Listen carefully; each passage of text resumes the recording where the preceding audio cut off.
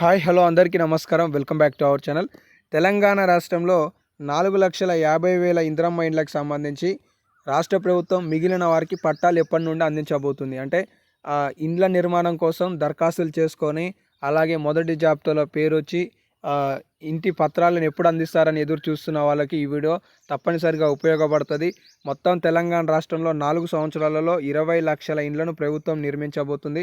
మొదటి విడత కింద ఒక్క నియోజకవర్గానికి 3,500 ఇండ్లను మంజూరు చేయనున్న విషయం మీ అందరికీ తెలిసిందే.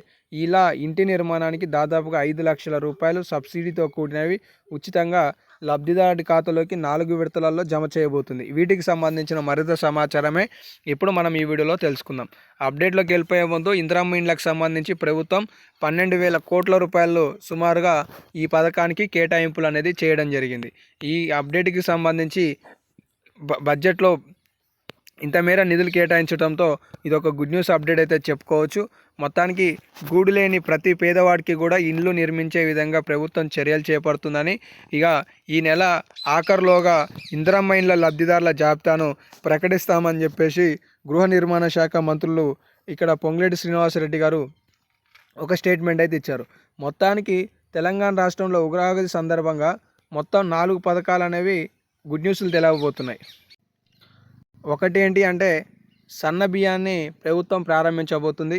రెండోది ఏంటి అంటే తెలంగాణ రాష్ట్రంలో 4,50,000 ఇందిరమ్మ ఇండ్లకు సంబంధించి మంజూరుకి సంబంధించి కాకుండా జాబితాను విడుదల చేయబోతుంది అనేది అప్డేట్ అయితే ఇచ్చారు.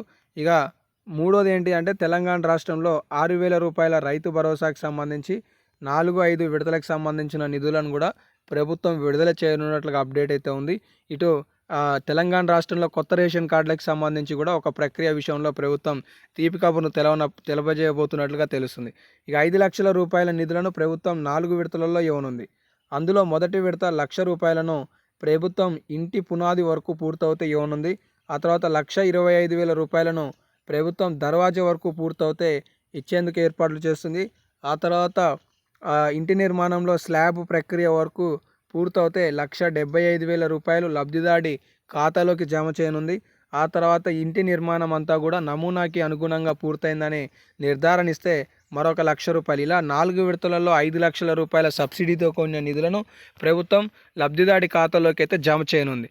మొత్తానికి ఇప్పటివరకు తెలంగాణ రాష్ట్రంలో 72,045 ఇండ్లను ప్రభుత్వం ప్రారంభించినట్టుగా అధికారికంగా ఒక ప్రకటన అయితే ఉందన్నమాట. వీళ్ళందరికీ ఈ 72,000 ఇండ్లలో దాదాపుగా 6,600 ఇండ్లు అనేవి మొదటి దశకి సంబంధించి పూర్తి చేసుకున్నట్లుగా సమాచారం అయితే ఉంది. ఈ 6,600 ఇండ్లకు ప్రభుత్వం మొదటి విడత కింద 1,00,000 రూపాయలను విడుదల చేయనుందనే స్టేట్మెంట్ కూడా తెలుస్తుంది. వీళ్ళ కోసం సుమారుగా 1,000 కోట్ల రూపాయలను సమకూర్చిన ప్రభుత్వం మిగతా వారికి సంబంధించి కూడా నిధులను త్వరలో విడుదల చేసే ప్రక్రియలను చేపట్టబోతుంది అనేది అప్డేట్ అయితే తెలుస్తున్నాయి. సో కొన్ని స్టేట్మెంట్స్ చూసుకుంటే ఇండ్ల నిర్మాణాలపై మేస్త్రీలకు ట్రైనింగ్ ఇచ్చే ప్రక్రియను కూడా ప్రభుత్వం ఇప్పటికే పూర్తి చేసినట్లుగా తెలుస్తుంది. అలాగే పూర్తి స్థాయిలో అంటే గ్రామ సభలలో వచ్చిన దరఖాస్తులు ఉన్నాయి కదా, ఈ దరఖాస్తుల పరిశీలనను కూడా వేగవంతం చేసి మొత్తానికి ఇందిరమ్మ ఇండ్ల మంజూరుకి సంబంధించిన పత్రాలను కూడా త్వరలో ఇచ్చేందుకు ప్రభుత్వం ఇక్కడ స్పీడ్గా ఉంది అనేది స్టేట్మెంట్స్ చూస్తే మనందరం కూడా తెలుసుకోవచ్చు. అలాగే ఇక్కడ వెబ్సైట్ని అయితే ప్రొవైడ్ చేశారు. indramaindlu.telangana.gov.in అనే వెబ్సైట్లో ఇంటికి సంబంధించిన స్టేటస్ అనేది మీరు చూసుకోవడానికి అవకాశాలు అయితే ఉన్నాయి. సో ఇవైతే కొన్ని లేటెస్ట్ అప్డేట్స్. ఇంకేమైనా లేటెస్ట్ అప్డేట్స్ వస్తే మీకు తదుపరి వీడియోలలో తెలియజేస్తుంటాను కాబట్టి మిస్ కావద్దనుకుంటే సబ్స్క్రైబ్ చేసుకోండి. ధన్యవాదాలు.